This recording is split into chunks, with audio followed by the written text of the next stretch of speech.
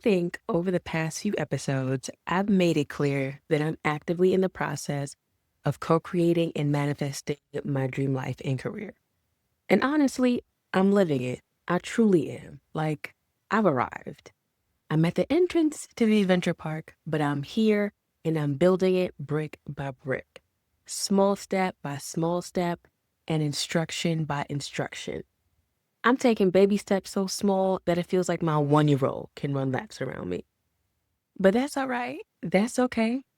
Because I'm proving to myself that it's safe to be this version of me. It's safe to enter into this reality that I've been calling in. I'm proving to myself that my bigness, my expansion is safe. And that's hard work. And it's scary work. Because not too long ago, I realized that I've low-key been waiting for something to come up and F it all up. Instead of looking straight ahead, I'm constantly peeping around the corner for life's big scary monster to come knock me off my game and take it all away. And if not some random life mishap, I was just waiting on the version of myself that doesn't trust me to come and mess things up. The version of me that's like, sis, who do you think you are? You can't have that. You can't be that. Ain't that some ish? Believe it or not, we can sometimes be so afraid of receiving the blessings that we're asking God for that we subconsciously or unintentionally push them away. We doubt our worthiness. We question the validity of our experiences. By believing that some things are too good to be true, we take on imposter syndrome and tell ourselves no before somebody else can. We wait for the other shoe to drop because life experiences tell us that it eventually will. At some point in our lives, each and every one of us have come across a CB. Mamas, they're likely your kids. I know because mine are big time CBs. But have you ever met a BB, a blessing blocker? Take a look in the mirror. Because if you aren't actively taking steps to prepare for and receive your blessings, you might be your own blessing blocker. In this episode, my friend Jacqueline V, Twillie, and I discuss how not to be BBs and how to graciously come into the final stages of co-creation, receiving and stewarding our blessings. Welcome to Even in the Small Things, a place for believers and non-believers alike to meet, see, feel, and understand God. This podcast is here to help us realize how God is a part of everything, especially the small things. I'm your host, Jewelle. Join me in conversation to learn how I, along with some of my friends, mix the word with the woo to help us navigate parenthood, entrepreneurship, and Black womanhood. Whether you're pursuing creative passions or conscious parenthood, you will gain practical tools to help you discover the divine in everyday life. May this be a blessing unto you. Today's sacred text is one of my favorite stories in the Bible, Kings chapter 3, verse 16 to 19. And he said, Elisha, this is what the Lord says. Make this valley full of ditches. For the Lord says, you will see neither wind nor rain, yet this valley will be filled with water. And you, your cattle, and your other animals will drink. This is an easy thing in the eyes of the Lord. Hey girl, I'm so happy to have you here. Thank you so much for joining me on Even in the Small Things. I know who you are because you're my friend, my sis, but I need to let the good people know who you are. Yes. Today, joining us on Even in the Small Things, we have an amazing woman, a phenomenal woman, someone I'm so thrilled to call my friend, Jacqueline V. Twillie. Jacqueline is a leadership strategist, a negotiation expert, a 3 times best-selling author, and of course, CEO and founder of Zero Gap and its Resilient Leaders program. And of course, I would be remiss if I didn't mention the same Jacqueline V. Twillie that's been seen in Forbes and the Wall Street Journal. Welcome, friend. Thank you, Jewel. I'm so excited to be here and very excited for our combo today. Yes, from this podcast was just an idea. I knew that I wanted to have this conversation with you. I was like, you are my expert master receiver. I'm always getting tips and tricks from you on how to vibe high. So you are by far the most perfect person for this convo. Very honored to hear that. And even preparing for today for our conversation, just reflecting on my own journey, I'm like, oh, okay. I guess I do. This is just natural. Yes, it is. So we're going to get Yeah. into all of that and just how natural it is for you because it's not for all of us, trust me. Let's jump into this first question that I have for you. Okay. I used it to kick off this series with another guest, and I think it's such a profound question that I want to pose it to you too. Do you believe in co creation? And what does co creating with the divine mean to you as a Black woman? Yes. And having worked in a global space for many years, co-creating as a Black woman has taken on a different meaning for me. Having worked in many cultures with people across the continent of Africa and indigenous people from various parts of the world, lots of people identify as Black. So I've really began to hone in onto my own ancestral tree, being someone from South Louisiana with roots in Haiti and across Europe as well as Africa. It's really changed my perception of when I describe something as a Black woman, what that means. And then the important context for that in answering your question about co creating.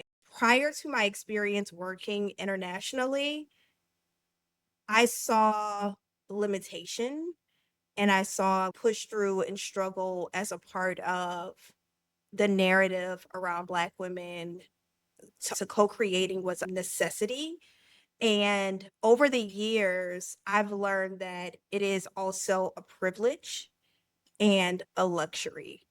So when I'm co-creating, it's less of what do I need, which is how I started co-creating, to now being in a place of if money wasn't an object and I could do anything, what would that experience be? So co-creating now is from a more expansive place and not out of a place of lack or limitation. It's truly coming from abundance. Now I'm creating from a place of if I am here having this human experience, how can I leave this place better than how I found it? Okay. Okay.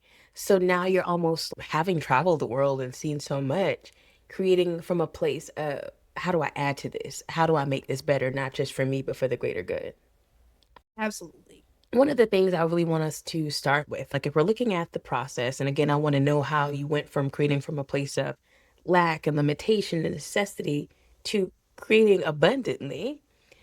At either end of that spectrum, let's call it, there comes a point where I'm sure you have to literally make space for that, right? And the more that Yeah. you're calling in, the bigger the space that you have to create. I know when I don't necessarily think I'm yet at the place where I'm creating from abundance all the time because there is some necessity Hmm. plastered into some areas of my life. But I know for one, when I'm co creating with God and the divine, I get excited about the vision or the desire or the thing that I'm praying for and trying to manifest. And sometimes we just let it hang there, like in the state of the desire. So we might I know I visualize, like I love to visualize before I go to sleep. I'm going to say my affirmations and I know that it's going to come.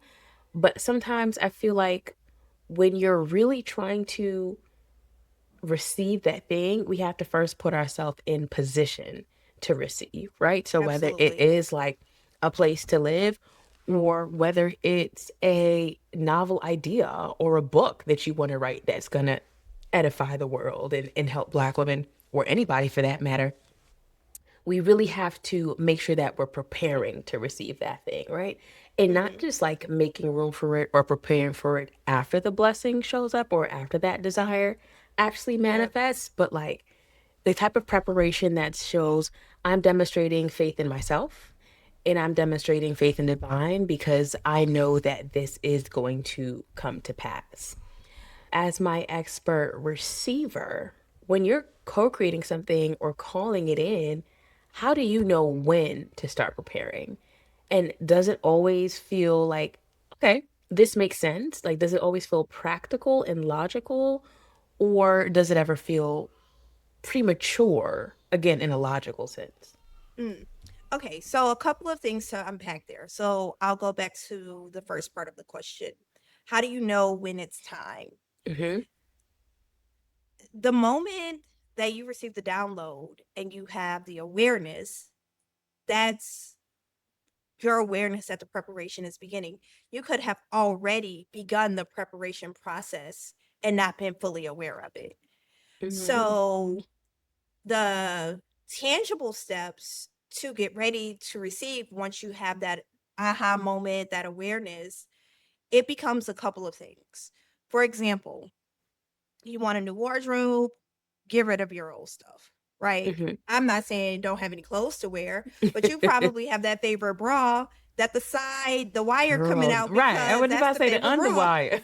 The underwire is busting out, right? So, step number one is if you're preparing to receive more clothing, then you want to start looking at things that have served you well, that are worn, and don't cling to it. Just let it go. Express the gratitude and get rid of it. The other aspect of that is, clearing out your physical space. So a lot of us hang on to things.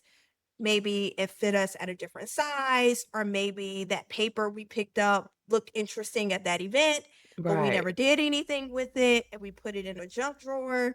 Like all of those things have to be cleared out. That's stuck energy. And so those are some of the things to do practically in order to receive. Now, at other points, there's even more preparation that you need to do.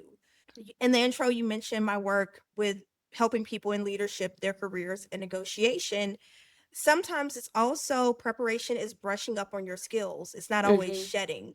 It's investing in that class, going to the course. And you talked about this in your intro episode of the podcast, how you even prepared to go to the event by booking the Mm-hmm. ticket and making sure the physical, tangible things were doing. But that was also preparation for this podcast because you went to that space. You're You right. went to that event. Going back to the first episode, if I were like, I'm trying to go to this training, I don't know if I'm in yet, but I'm gonna book the ticket, get my hair cut, and pack my bags, and I'm gonna find a Yeah. place to go. Like, I think that really signals readiness, you know? Yeah. And I love what you said about sometime, like by the time you get the by the time you get the idea, you're kind of already in position because you first have to be in position to receive the idea, the desire, the concept of the thing that you're trying to co create.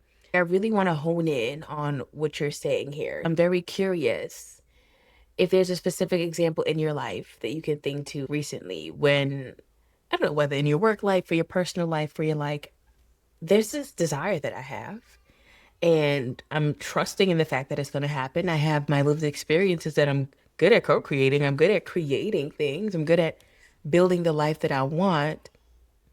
Before the ink dries on this, I'm going to start getting my ducks in a row. So, whether that includes your shedding process, whether that includes your investing process, tell us about a specific thing that you can think of where you really had to put yourself in position to receive and start to prepare with purpose. This is a good one. This is before I was consciously aware that I was co-creating, but I think it's a good example Mm-hmm. because we are creating whether we are conscious of it or not. Mm-hmm. So back in 2012, 2013, I had the insight that I was going to write a book, which was my first best-selling book, Navigating the Career Jungle. When I think back on that process, I set out on a piece of paper that it was going to be a best-selling book. And the writing process came very natural. Mm-hmm. I made adjustments in terms of my work schedule. I started my workday earlier at 7 a.m. I ended my workday at 3 p.m. And then I went to a coffee shop to write. I had cut off pretty much all of my social interaction during that time. Now I was living in Atlanta, so it was like living The my place best to life, be, right? high girl summer all the time. So listen, my social life was popping, but I knew that I had this desire to write the book. So I adjusted my social life and my work life in order to get ready. Hmm. Was I even wrote when I was on vacation in Japan. I remember sitting at the base of Mount Fuji. I remember one day sitting in the coffee shop in Tucker, Georgia, which is like right on the tip of Hmm. Atlanta, and my laptop crashed. And I cried like nobody's business because back then there was no Wasn't no cloud. cloud. It wasn't no cloud. So I kept emailing it to myself afterwards. I had to pay a lot of money to have my computer recovered. And Hmm. I remembered like how hurt I felt that all of this that I had poured into these pages would just be gone away Gone. like that. And I didn't know if I could recapture the essence of what I was creating. So fast forward, the book comes out.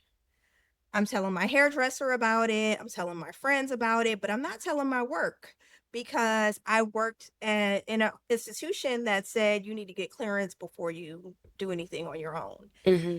even though this book was not related to my work whatsoever. And then I go into work one day. I was very conscious while writing the book that if my employer found out, that they would never say, oh, that's why she was slacking because she was over here writing this book. So I was doing, even though I adjusted my schedule 7 to 3, I was hitting every dot on the I's and Hmm. crossing every T on the T's, right? I was Hmm. on my game. And so I, in this process of writing the book, was recognized as the global employee of the month. They called it Jim. Yes, ma'am. And I get into work one day right after the book was published, and there's an email from the division director. And it says, congrats, Jacqueline Twillie. And me being in my ego and I'm that girl moment was like, oh yeah, I'm Jim again. I'm I'm the Gem of the global month, employee. baby. I'm global employee of the month again. Right. Lo and behold, she's congratulating me on my book. And I wanted to fall underneath my desk and just kind of melt into the floor because I'm like, oh my goodness, one, how did they find out? I thought Right. nobody would find out. And then also, what are they going to say? So, long story short, my hairdresser told one of his other clients about my book, who was my boss's boss. She Oh, told her boss, the division director. goodness. That's how the email got sent. That created a ripple. She didn't put the link to buy my book because that would have been against the regulations Mhm. that were set forth. But because I worked in a global unit, all of my colleagues around the world were buying my book Look at that. consistently. My book stayed on the bestseller list for about 4 to 5 months. The reason why I gave you that example, because I did co-create that, but I was not conscious of the process. But when I look back in hindsight, I can see from the moment I decided I was writing that book, all of the things I did in the process, adjusting my work schedule, adjusting my social calendar, the commitment to write even on vacation, the ability to push through even when my computer crashed and pay the extra money to have the computer recovered. All of those were preparation steps and shedding steps to get me there to receive. I'm hearing you say two things, right? Firstly, yes, you co created this book, you birthed a book into the world. But separately from that, what you were truly co creating was both the experience of creating the book and ultimately creating a best-selling book.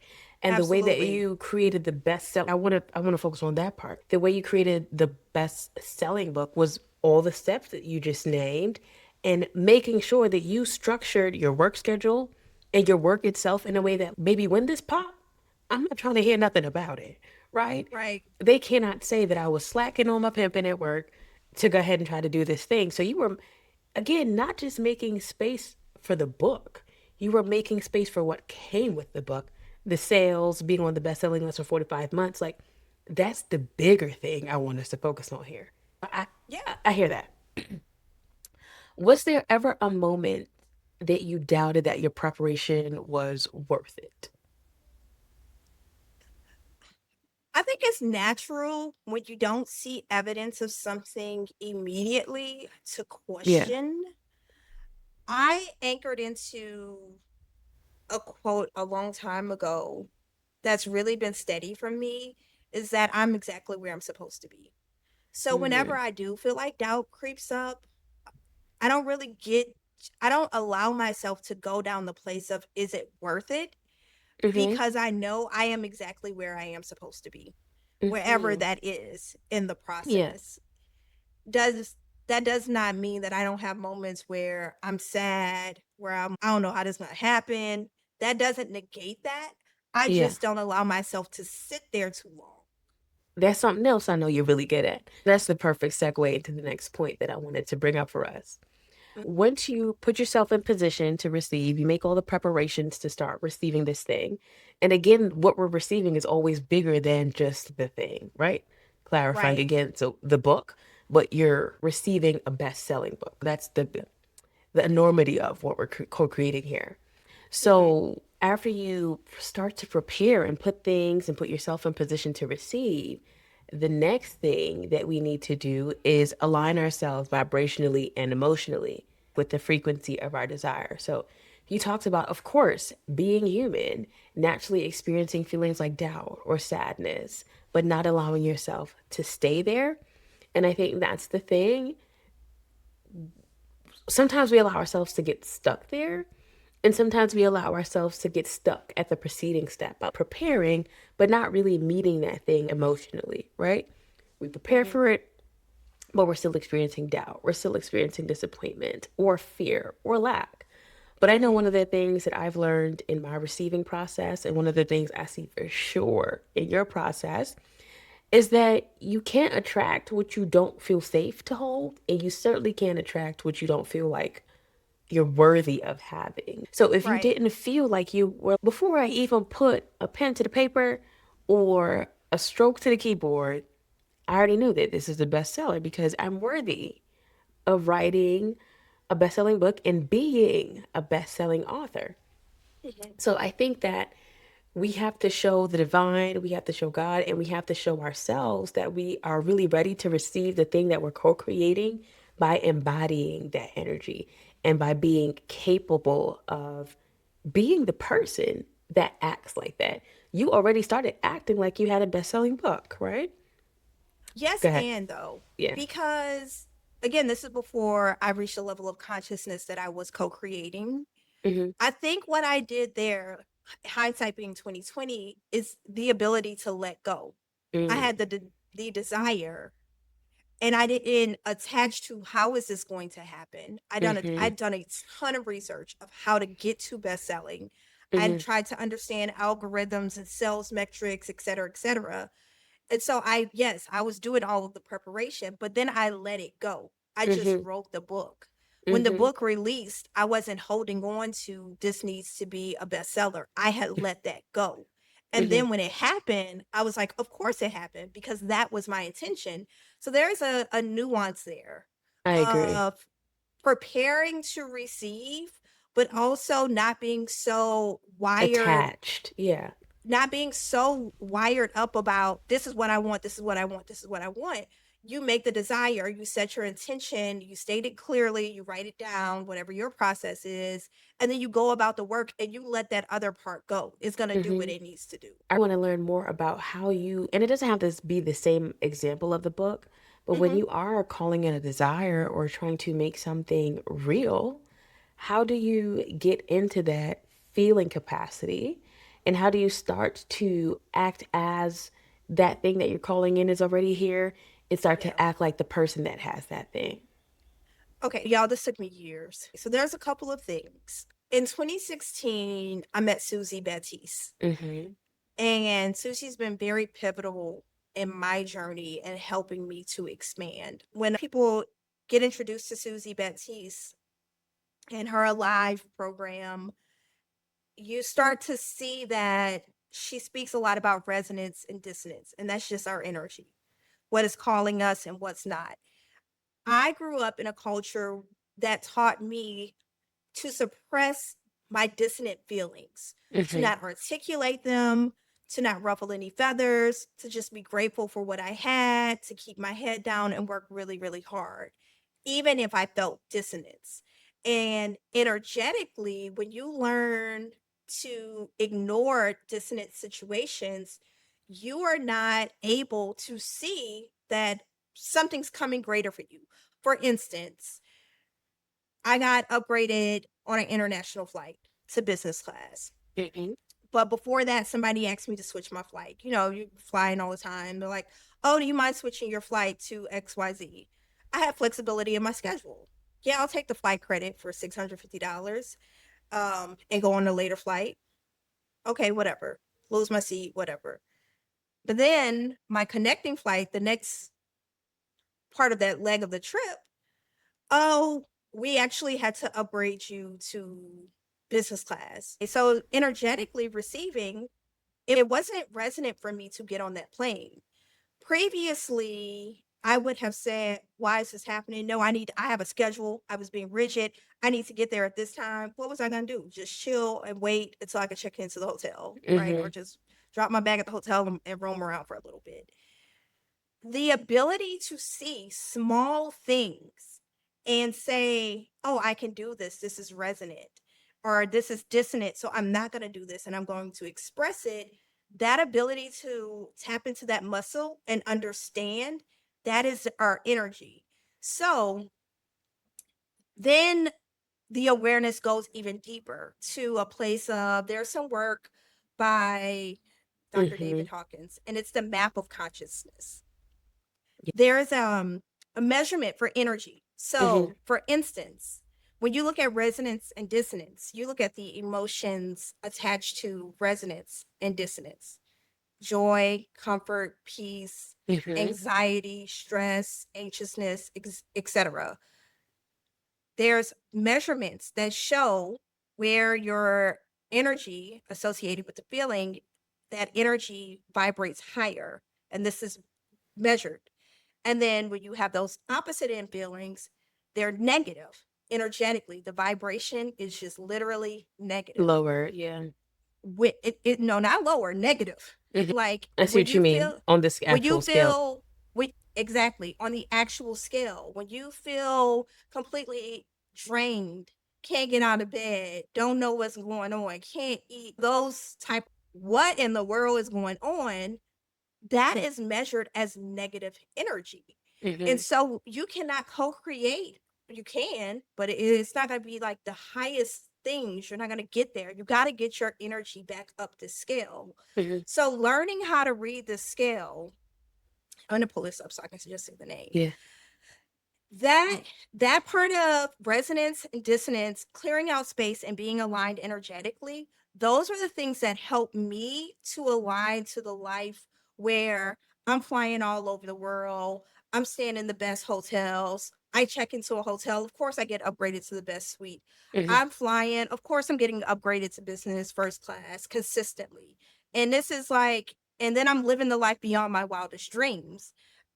The things that I wanted to do in terms of how I impact the world, the impact is even deeper and greater. The ripple effect is beyond what I can see, because all of these moving little puzzle pieces, I'm working on myself. I'm increasing my awareness. How do I think? How do I feel? And that's the real piece of receiving, is not just, oh, I want this, I'm going to have it. It is, who am I and what is the energy that I'm currently vibrating at, and how do I elevate this? I really want to hone in on a few things that you said. Being that person and embodying that frequency, right? That's where this idea of acting as if really comes into play. Because let's Yeah. say that, let's use a hotel and the traveling example, right? Let's say that I want to be a frequent traveler, but I want to say at only five-star hotels. I want to fly in first class only.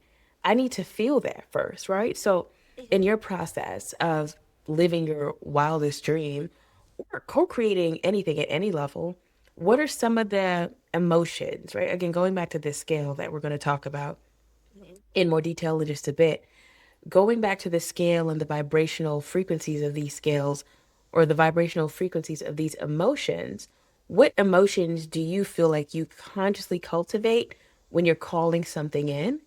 And how do you make sure that you stay anchored in those states? The feelings that I gravitate towards are peace.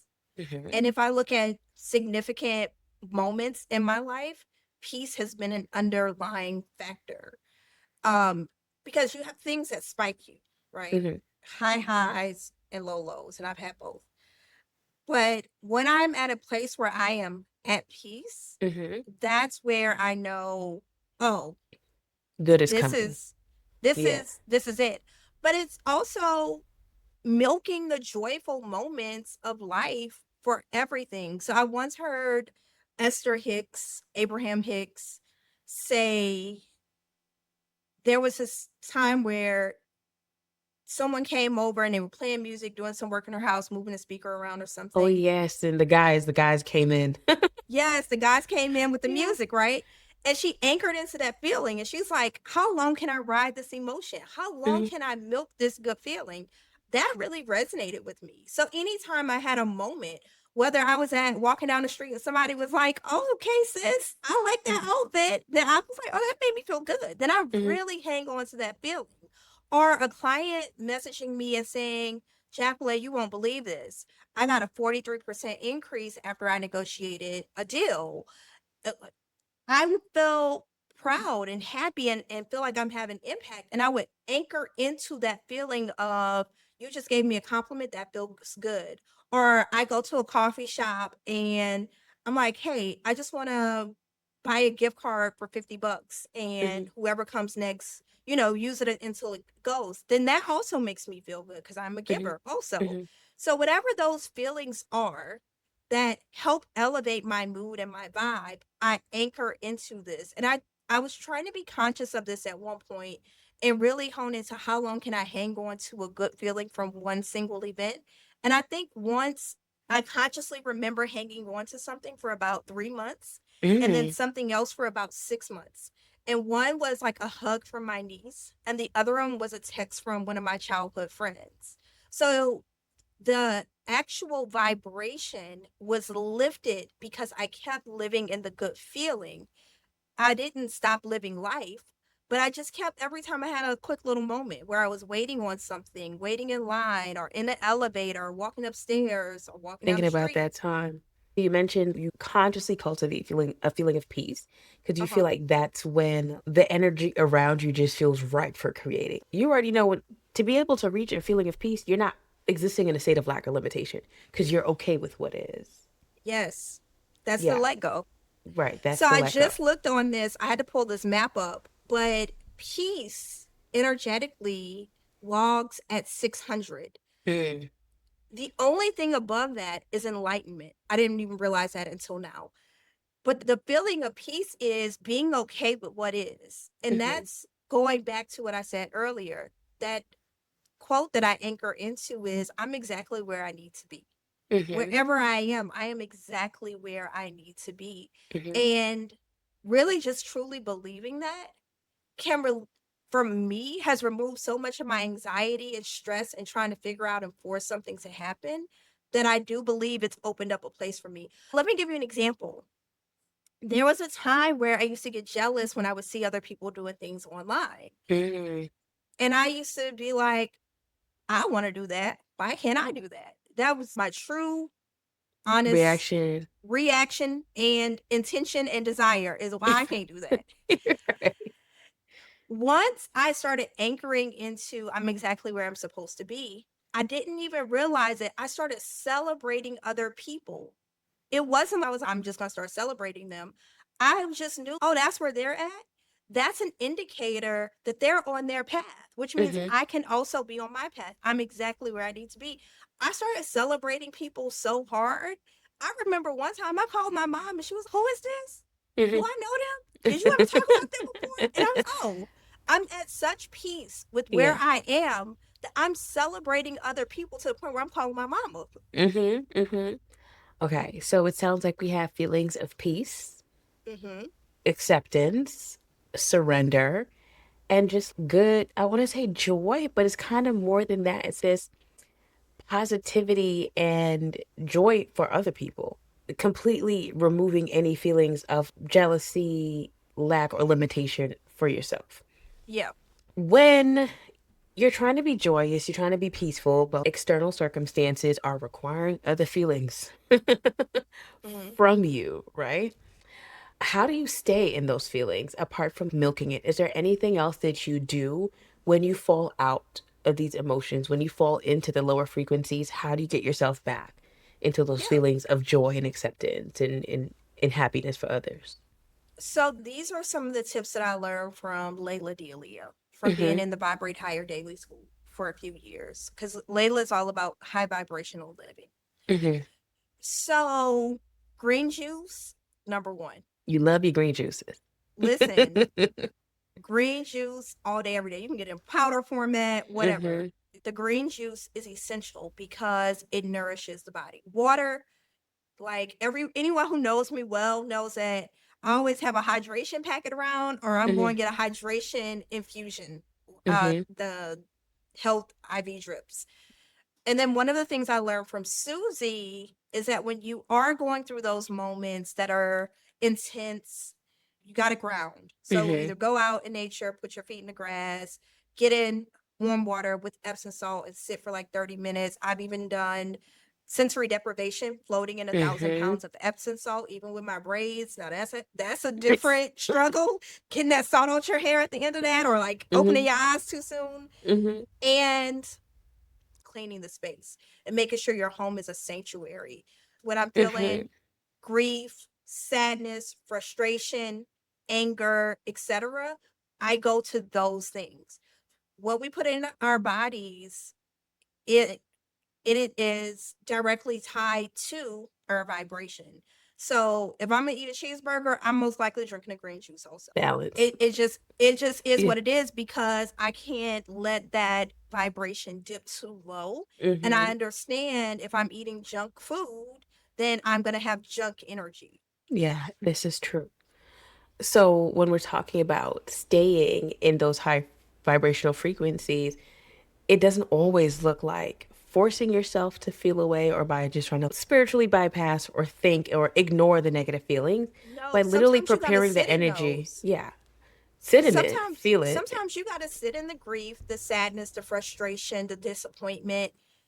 You have to sit in it because whatever that is, it's there to teach you something. Hmm.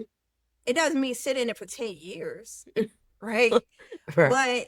But sit in that moment of discomfort and just acknowledge that it's there and Hmm. figure out what's going on here. Yeah. What do I need to adjust? What do I Yeah. need to change?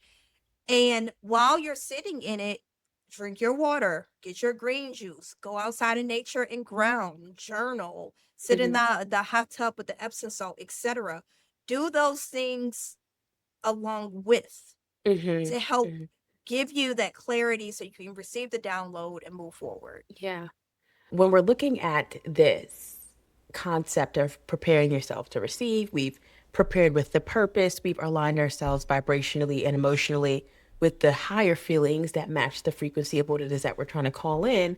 This is where we get to the point of asking ourselves that deeper question, that more tender question of, can I actually hold what I'm asking for? Can my system, can my vibration of worthiness or my beliefs around worthiness actually hold this? Not in the sense of, I want a new car.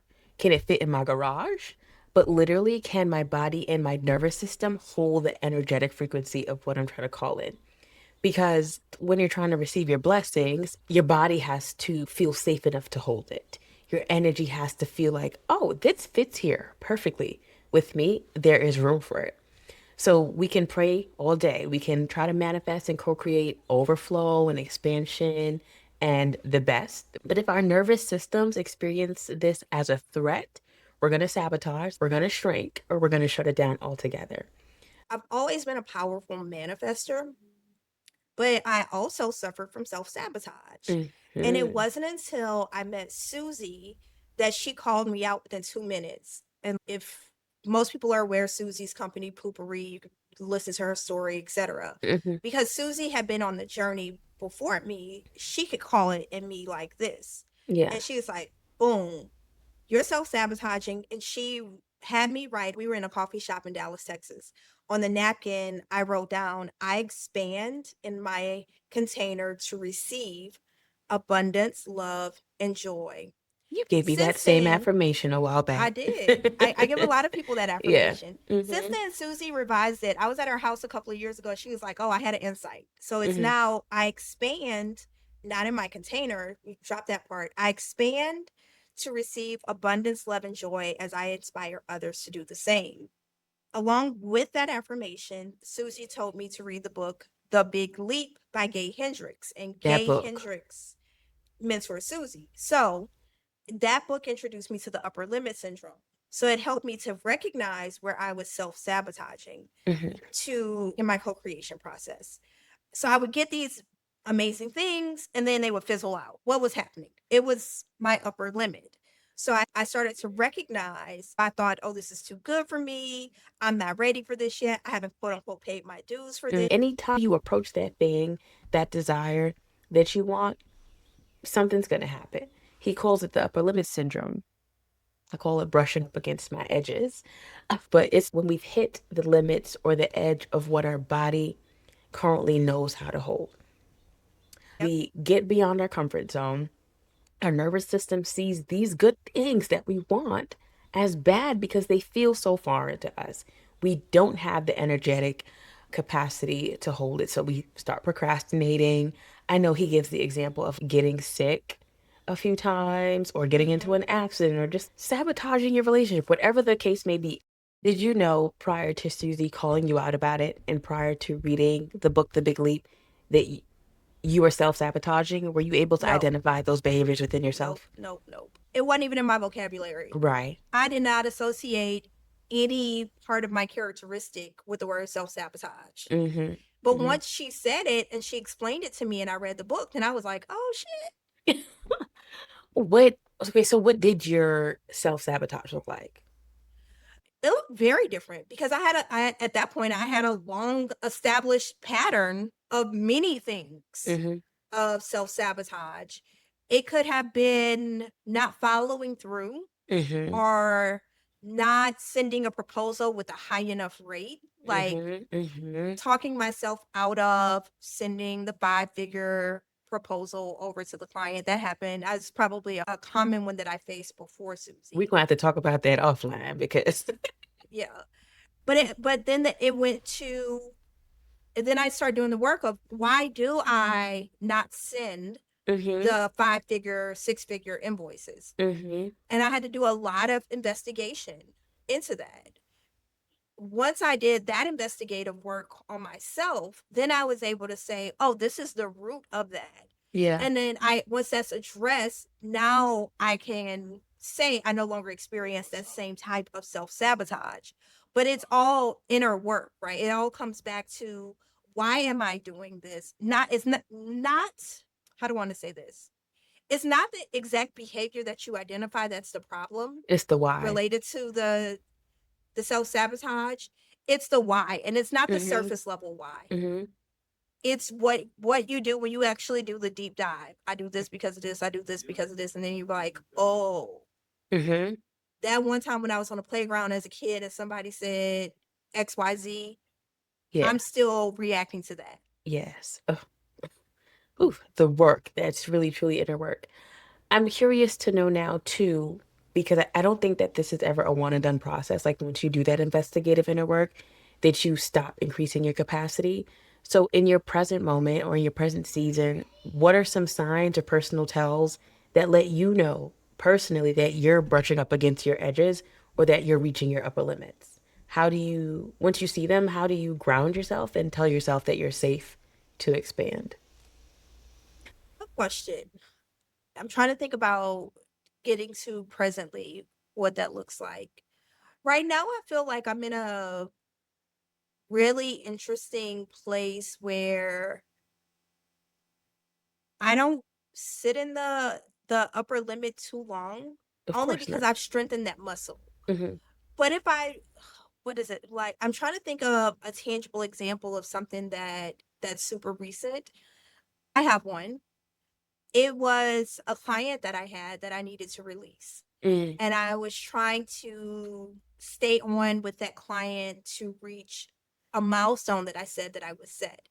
And so the upper limit was clinging to something, even though I knew it was no longer resonant. There was so much dissonance in that situation.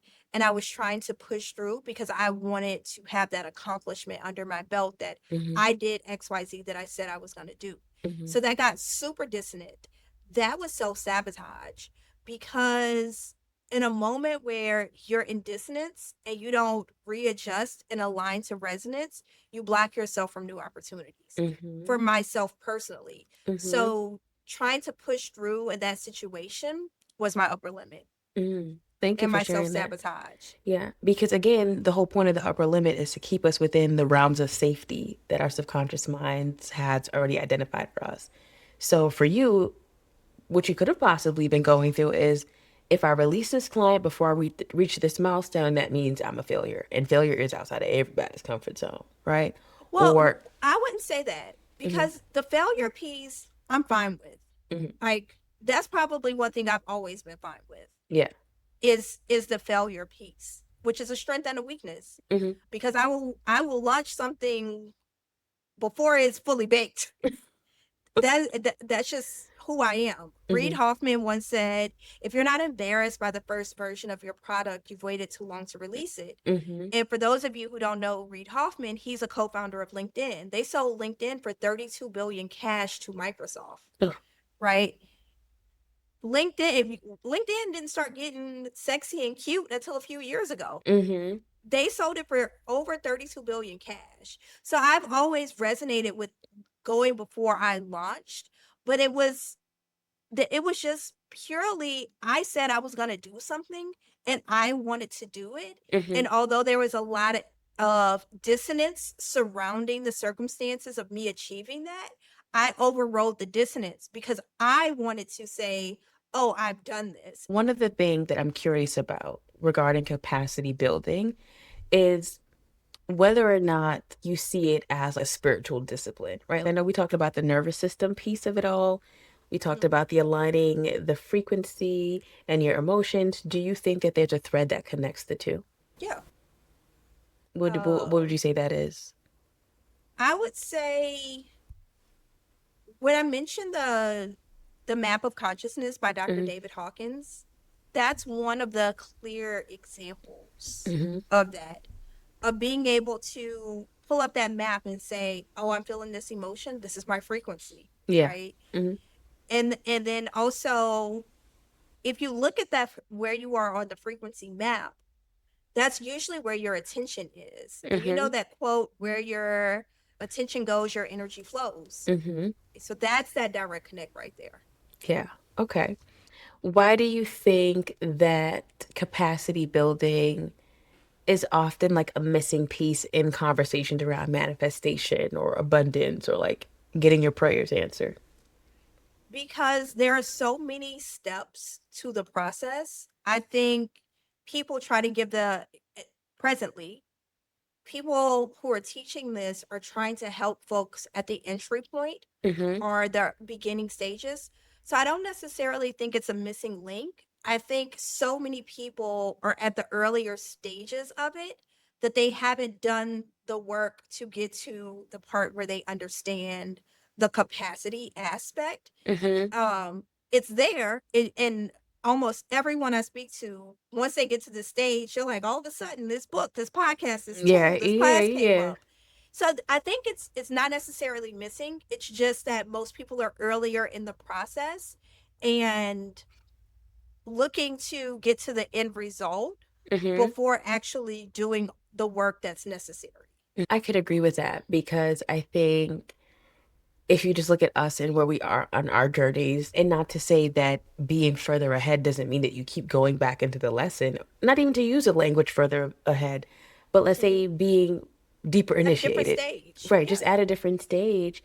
It's like this is something that you continuously have to learn and relearn to even again, like you said, have that awareness and be like, wait a minute, I'm brushing up against my edges, I'm hitting my upper limit. This is why I can't push past into that next thing yet. This is why the thing that I'm calling in has yet to manifest or come into being This is why God hasn't given me that blessing yet because I can't hold it. But also, sometimes what I see people do is, this is my own observation from my friend.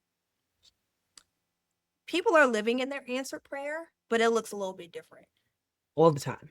All the time. So the capacity is there, but the awareness to zoom out, to be like, Oh, oh, this I, is I it. distinctly remember I was at a vision board party years ago when I lived in Atlanta. And this one person at the vision board party was like, I want to live on an island in a little house with my husband and have 2 kids and tropical setting. And we lost touch. We used to hang out a lot. We lost touch. And then at one point, I saw on social media that she was living this life. And I reached out. I was like, OMG, I remember the vision board party. Like, you manifested this. It's like, I don't like this. We have mosquitoes. It's hot. I Right. need luxury. And I remember that moment of the capacity was there. Because she got it. You got it all, Mm-hmm. but it looks a little bit different. You uncomfortable because you're not in the AC, but you want to be outside in the tropical islands, right? But a lot of times, I think we actually have more capacity than what we give ourselves credit for. Mm-hmm. It's just the ability to see that even with present uncertainty or discomfort, that we are actually living in that answered prayer. Yeah.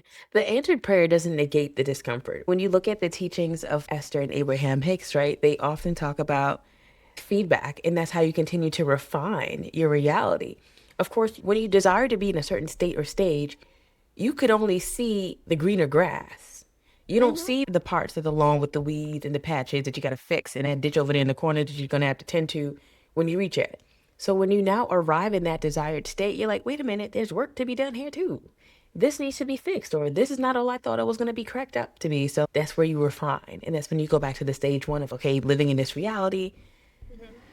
I need to tweak this part of this reality. Yeah. And you go back to step one. It's really a never ending process of co creation.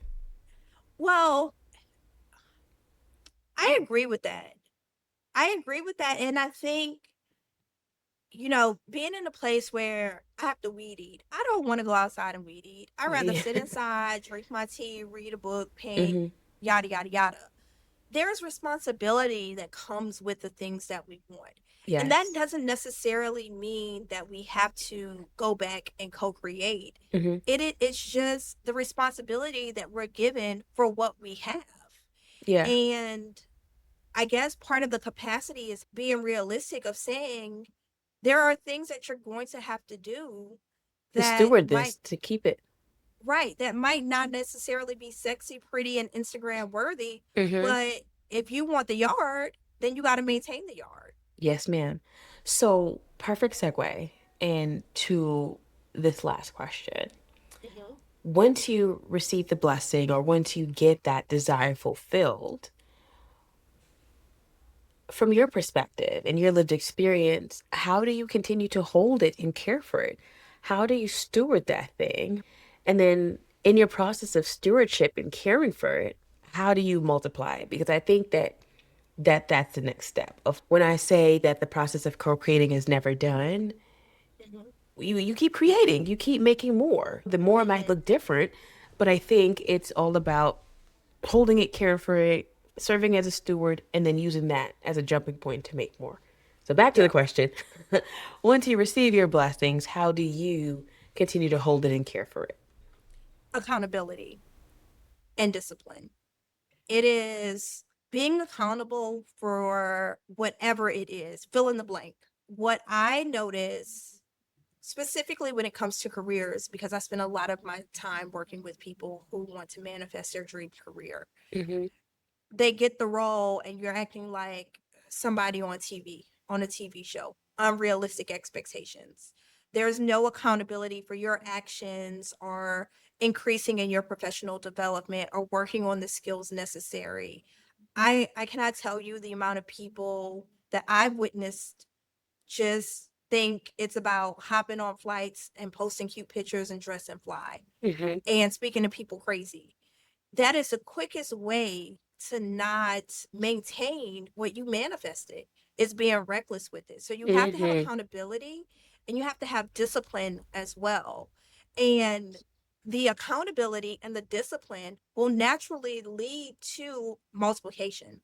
Because when you talk about being a steward of it, like I said, I don't like weed eating, but I really wanted a yard. So guess Mm-hmm. what? The grass get cut, but the weed eating gotta get done. Mm-hmm. And that's a part of accountability and discipline of saying, I'm gonna get out here, I'm gonna cut these weeds. It can also be when it comes to your career, when a person steps into a new position. A lot of times I'm telling my clients, the saying what got you here won't get you there is true. Mm-hmm. Mm-hmm. How are you deepening your skills and your knowledge? How are you cultivating the necessary culture around you to be able to have that discipline and growth? Are you hiring a team of yes people? Because if you are, then you're not going to have that necessary friction to challenge how you think, to innovate and create products and solutions that are necessary. So it all comes back to, for stewardship and multiplication for me, is accountability and discipline. Mm-hmm. Yes. And as I'm hearing and receiving what you're saying, my mind's automatically computing those words into like, how do you continue to be that person that you want to be, right? So in your example of somebody who's trying to like get to the next level of being promoted or continuing to advance in their career, once you get to that next level, how do you keep being that person that keeps being promoted?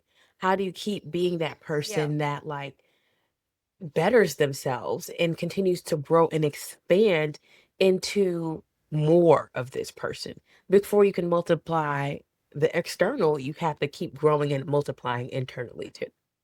So Solange has a song, Don't Wish Me Well, Hmm. where there's a line in the song where she says, they say I changed. It'd be a pity if I stayed the same. Hmm. And on this journey, if you are staying the same, if people aren't saying, who does she think she is? She changed, then that's an indicator that somewhere you got stuck. Hmm. With this awareness will put you on to what you need to do to cultivate the necessary environment, skills, resources around you to be able to grow. You should not, and you and I constantly, we're not the same women that we were. You're not the same woman, neither am I, from when we met, Hmm. not even from a year ago or Hmm. even 6 months ago. True. There is this evolution of you're doing things necessary, whatever that pace may be, to grow into that. And that's the awareness and the discipline of knowing, oh, now I got to get more tools, or I got to Hmm. get sharper tools, or I need to invest in higher quality tools to maintain this garden. Hmm. Or now that I'm in this leadership role and I'm leading a team of 25 people, or I have 6 direct reports and underneath them is 80, now I need to work on advanced communication skills, Hmm. etc. It's those things where when you get there, you haven't quote unquote arrived. Hmm. Now what is the responsibility of the position that I now hold? Whether that's Exactly. manifesting love, car, house, career, etc. Yeah. Yeah. Nothing more to add on that part. Because I totally am in complete and full agreement. When you think you're at the point of arrival, that's when the work really just begins. For our practical tool, we're summarizing and synthesizing all this goodness into a 3-step process for preparing your life, your energy, and your body for the blessings God is so eager to pour out. Step 1, clear the space. This is where we spoke about preparing on purpose, making room in faith before the blessing actually manifests.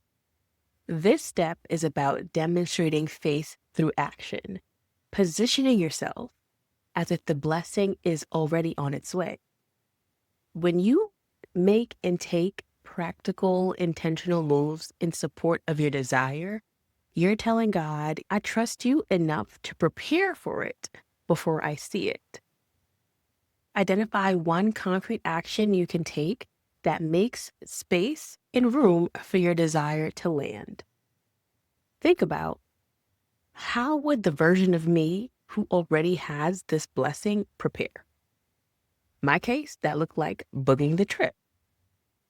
I've also scheduled the move, honey, before I had the place to move into. You can open the bank account. You can set up your business systems, like your payment platforms or your intake forms. You can clear physical space in your home, buy that desk, or clear the drawer for your partner that you're trying to call in. Block time on your calendar, like Jacqueline did, for the book that you want to write, or the clothing line that you want to create. Whatever you're trying to call in, start acting as the person that already has that or does that. Our biblical anchor for this step in the framework is our sacred text. 2 Kings 3, entire verse, we're going to expand it, 15 through 20, basically saying, dig your ditches so that the water will come. Step 2, aligning your frequency, acting as if, and becoming a vibrational match for what you've asked for. This is the second embodiment of your prayer, of your ask, of your request, because faith lives in your feelings just as much as your words. If you're praying for peace, but living in anxiety, you're sending mixed signals. To co-create with God, your emotions and energy have to align with the blessing.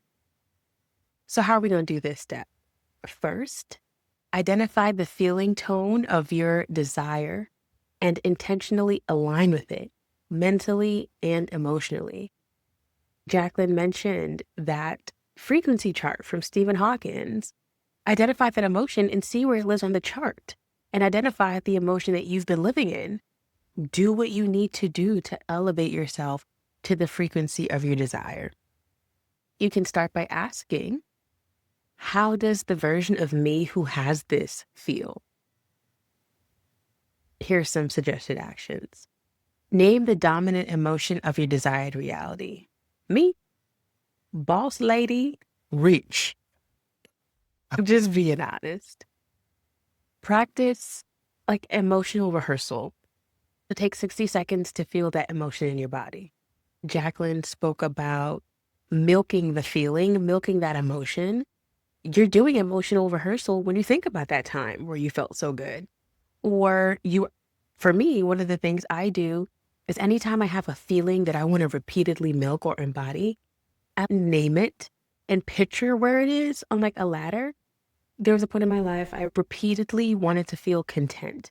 So I'd be like, okay, contentment. I file that away here. I'm going to reach contentment and I'm going to hold that feeling of contentment. It works. You can also visualize yourself inside that fulfilled moment of when you receive the blessing and it's already a part of your reality. How do you breathe? How do you move? How do you speak? What you got on? You putting that thing on? You putting that shit on? Okay. Use affirmations that match the state you're stepping into.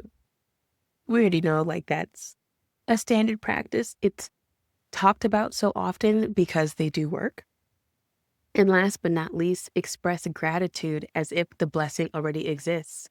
So this is how you create from that place of abundance instead of from that place of lack or limitation. Pray from, I have it. Thank you for it. Instead of, God, I don't got it. I need it. It's not here right now. Send it on down. Different vibrations. Different vibration.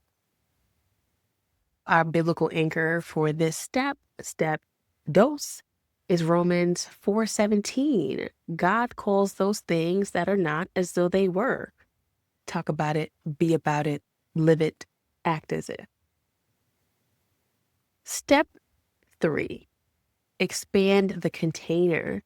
This is where all that we spoke around expanding your nervous system capacity and stewarding your blessings comes into play. This is where we make it safe for us to receive and safe for us to actually hold the blessing. Like we said, sometimes the blessing hasn't landed yet because your system can't hold it. Even if your spirit is willing, you want that desire, your nervous system could be on high alert because of trauma, conditioning, past realities, just things in your history that make you doubt whether or not this thing is for you. This step is where we regulate our bodies to feel safe with the success, feel safe with the visibility, feel safe with the intimacy, feel safe with the abundance and whatever else you're calling in. When you expand your capacity, you shift from fear of more to faith in more. And don't forget, it's also about stewardship, preparing your heart and your habits to sustain the blessing once it comes. To whom much is given, much is required. So here's how we're going to do this one. Choose one nervous system regulation practice that you can use to signal safety and name how you're going to care for your blessing once you have it. So for example, you can practice some breath work, a simple like 4-4-4 box breathing, inhale for 4, hold for 4, exhale for 4, hold for another 4. That signals safety because your body shifts into your parasympathetic state, which is where you rest and digest. And once you're able to breathe deep, your body already feels safer. You can also create a ritual of rest, whether that be daily, weekly, monthly, whatever cadence that you can work into your schedule to signal, I'm safe. I don't have to keep pushing and keep grinding. It's okay. I am safe to take this moment to take a break. Of course, reflect on how you're going to steward that blessing. If it's a relationship, how are you going to nurture it? How are you going to show up as the person that belongs in that relationship? If it's a platform, how are you going to stay grounded?